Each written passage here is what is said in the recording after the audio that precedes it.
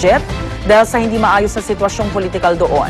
Nag-aabang ngayon sa Tahrir Square ang mga realista para sa anunsyo na posibleng mag-alis na ng kapangyarihan sa militar. Ito ay matapos umanong sumang-ayon ng Military Council ng Egypt sa pagbuo ng bagong civilian government at magsagawa ng presidential election bago pa ang nakatakdasa ng deadline sa Hulyo ng susunod na taon. Pagpapanatag din ng militar, itutuloy pa rin ang nakatakdang parliamentary election sa November 28. Samantala, balitang sports naman po tayo, nasuspinde ang isang football match sa Argentina matapos hagisan ng 2 beses ang mismong football field ng mga pampasabog. Nagdesisyon ang referee na ipatigil na lamang ang laro nang sabihin ng goalkeeper ng Argentinian soccer team na Estudiantes na hindi niya na kaya maglaro dahil sa pagsabog na naganap sa binabantayan nitong goal post. Makita, sabog na ba? Sinabi rin ng mga otoridad na hindi naligtas pa ang laban dahil sa mga nagkakagulong fans. Hindi naman nila maipaliwanag kung paano nakalusot ang mga pampasabog sa loob ng stadium. Ayon sa doktor na tumingin sa goalkeeper, medyo nabulabog lang ito ng pagsabog. Pero maayos naman daw kalagayan ito. Pero napaka-nervous yun, Oo, sobrang unnerving kaya yun. Ano pala siya eh. Nalusutan pala siya ng goal eh. Hindi man siya napuruan ng na-discourage time siya, na yun. na-discourage. Pero to think, yung gilid na nung ano nila, nung field nila, meron na siyang fence, Ganun sila kagulo. Pero grabe yung soccer, no? Iba yung ano sa Ayun ang nangyari sa So yan, diba? Oo. Iba yung fanatics talaga pag Sobra. soccer. Kanina, may namatay. Tapos ito naman. May pagsabog. Ayan. Uy, ayun. Ang sakit sa tenga yun. Lalo na kumalamit. Hanggang doon lang yung video. At kung may pagsabog naman po sa isang football game sa Argentina, sa 2011 Southeast Asian Games naman sa Indonesia, nagkaroon ng stampede sa football finals doon. 2 lalaki po ang patay at 10 naman ang sugatan. Ito ay matapos magkaroon ng matinding gitgitan sa pagpupuminit ng 100,000 fans na mapanood ang laban ng Malaysia at Indonesia. Yan ay kahit 80,000 lamang po ang kapasidad ng football stadium. Ang ilang pasaway na football fans, sinunog pa ang 2 ticket booth nang mag-sold out na ang ticket sa laban. Sa kabila ng stampede, natapos pa rin po ang laban kung saan matagumpay na nasungkit ng Malaysia ang gold medal. At sa basketball, batuan na ng piso, no? Sakit yun, Pero ang sakit din nun, in fairness. Hindi, lalo na yung lumang piso. Ayun, sa'yo. malalaki. Pang Ginebra Days yan, Mars. Yung mga ganyan. Boxing, popcorn. Popcorn lang. Binato kay Manny, popcorn. Ay, oo, pero itong kay Marquez, oo nga. Popcorn, tsaka medyo may plastic caps din daw. Wala naman pala. Normal na rin, nagtapos Soda ang cans. ika-26 na SEA Games kagabi kung saan napako na nga sa ika-6 ng pwesto ang Pilipinas. Nakakuha pa tayo ng 169 medals kung saan 36 ginto, 56 ang pilak at 77 ang tanso. Sa lahat ng sports, nakakuha ng pinakamaraming ginto ang Pilipinas sa larangan ng taekwondo at boxing kung saan tig-4 na ginto ang nasungkit ng ating mga atleta. Habang pinakamaraming medalya naman ang naiuwi ng ating mga atleta sa larangan ng athletics.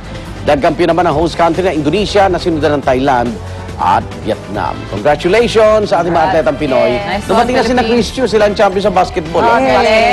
Sinag, Pilipinas, ano yun? Tapos may sinag. Sinag. Samantala, balita naman mula sa South Korea na nauwi sa gulo ang debate ng mga mambabatas para sa pagpapasa ng free trade deal ng kanilang bansa at ng Amerika. Ang isa kasing mambabatas mula sa oposisyon, bigla na lang nagpakawala ng tirga sa loob mismo ng parliament.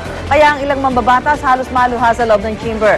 Sa kabila nito, inaprubahan pa rin ang pagkakaroon ng free trade deal sa pagitan ng South Korea at Amerika matapos makakuha ito ng majority vote. Talagang uso mga Ano kaya reaction niya dyan? President Morin.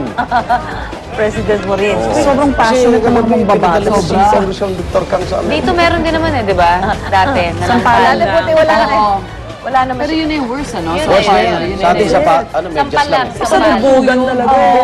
Sa Taiwan yung Tuntukan nga pinaka-action sila. lagi. Taiwan, yun yung bubugan talaga. Yung Tuntukan sila batuan ng lagi. silya. Taiwan. Lumilitan. Batukan niya. So okay pa rin tayo. Okay lagi. pa rin. Okay pa rin ang Pilipinas. Sa atin kasi lang, ano lang yun. Sa atin okay lang, kindatan lang sa atin. Hindi, May sa nabigay kayo pa ng ganyan. bulaklak. Kindatan lang tapos sa proyekto. Nagpukpok sa gay bell, di ba, ganyan? Meron sa atin, sinampal yung Sergeant at Arms, di ba? Yes. Ni Joe Marie Gonzales. Tagal na nun, Samantala, isang new baby gorilla ang pinanganak sa isang zoo sa Chicago, USA. Wala pang pangalan ng babaeng lowland gorilla na pinanganak sa Lincoln Park Zoo. ng kanyang 15-year-old mommy na si Bana. Kilala ang zoo sa kanilang breeding program para sa mga lowland gorilla. At mula noong 1970, pang-49 na ang bagong baby gorilla na pinanganak sa zoo. Tinuturing na endangered ang ganitong uri ng gorilla dahil sa pangangaso at pagkasira ng native habitat nila sa West Africa. Para lang naman siyang balbo na baby talaga. Parang lahat naman ng baby cute eh. Oo. Lahat ng baby cute. Cute lang silang Habang tignan. lumalaki, nakakatakot. Oo, kata-cute. Parang tao. Ano, nagbe-breastfeed siya? Of course. There's no other way. Oo, wala yan sila. It's At ito, kung available bilib for na kayo every sa mama. mga nagniningning na Christmas tree dahil sa mga ilaw, aba, mas lalo kayo mabibilib sa kinang ng Christmas tree na ito mula sa Japan. Paano naman kasi ang Christmas tree nila gawa sa purong ginto. Sa isang sikat na jewelry store sa Tokyo, makikita nakadisplay ang 8 feet tall na golden Christmas tree na ginamitan ng 12 kilograms ng purong ginto. Ayon sa mga gumawa nito, nasa 150 million yen o mahigit 84 million pesos ang halaga ng golden Christmas tree. I-display ang golden tree sa jewelry store hanggang araw ng Pasko. Ingat kayo, Abot pa mataas tayo. ang presyo ng ginto ngayon. Bawal ang bata Oo, dyan. yan. Kaya ang daming mga small scale ngayon. Mining. Hindi man gawa sa ginto. Oh, ano? Ayan, dito naman sa Pilipinas, masaya ang pagpapailaw sa mga naglalakihang Christmas tree. Sa Baler, Aurora, libu-libong tao ang nakasaya sa pagpapailaw sa Christmas tree sa harap ng Kapitolyo na may taas na 40 feet. Wow. Halos 2 linggo itong binuo at ginamitan ng reusable materials. Yung mga gusaling nakapaligid doon, nababalutan din ng mga kumikislap na Christmas lights. Kasabay din ito ang pagbubukas ng Christmas Bazaar sa lugar. Tuwang-tuwa rin ng mga bata sa pinamigay na regalo, ice cream at scramble sa kanila. Scramble! Sarap. Espesyal din po ang Christmas tree lighting sa Caloocan City, kasabay ng ika-50 taon ng lungsod. 3 Christmas tree ang isa-isang pinailawan sa gitna mismo ng City Hall, na sinabayan naman ng magabong fireworks display. Yari ang mga ito sa native materials gaya ng ratan at kawayan.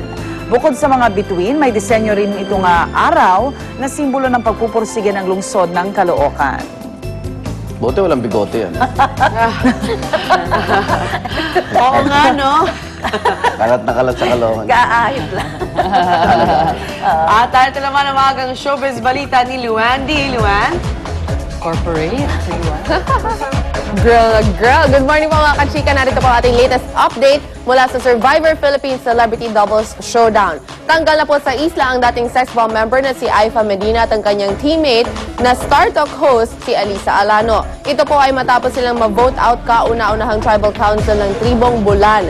Kaya mamaya, kukumustahin natin sina Survivor Castaway or Cast-Off Aifa and Alisa at kung sa tingin ba nila ay pinagtulungan sila ng mga castaways para maging unang casualty sa latest season ng Survivor Philippines. Abangan niyo po yan at mamaya abangan niyo rin ang mga kapusong winners sa katatapos lamang na Star Awards for Television. Tapos na ba?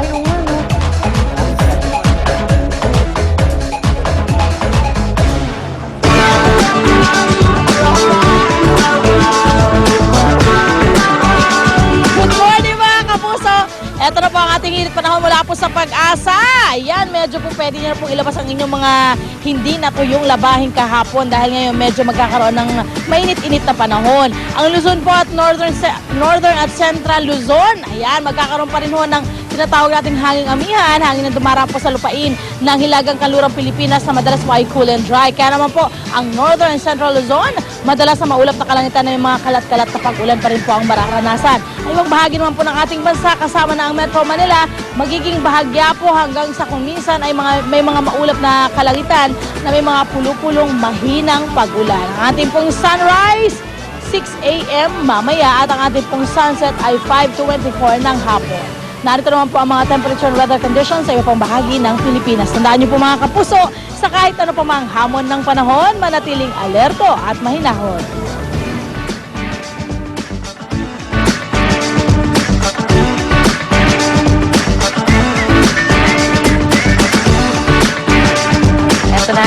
Ito naman po ang inaabangan ng marami ngayong Christmas season, ang back-to-back na handaan at Christmas party. And of course, ang bida pa rin handa ay ang matamis